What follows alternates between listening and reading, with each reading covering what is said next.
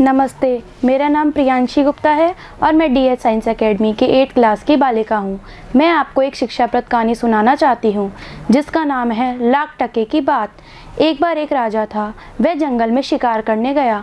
उसे वहाँ बहुत प्यास लगी तो उसे एक साधु की कुटिया दिखाई दी। वह साधु की कुटिया पे जाता है और साधु को प्रणाम करता है और उससे पानी मांगता है तो साधु उसे पानी पिला देता है।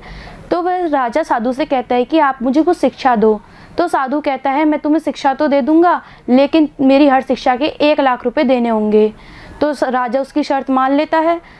तो साधु उसे एक चिट्ठी में कुछ लिखकर दे देता है और कहता है कि अपनी जेब में रख लो। तो राजा उसे रख लेता है और अपने महल को लौटता है। तो लौटते समय वह उस चिट्ठी में जो लिखा है वो पढ़ता है तो वह देखता है कि उसमें लिखा है जो भी कार्य करो सोच समझकर करना चाहिए।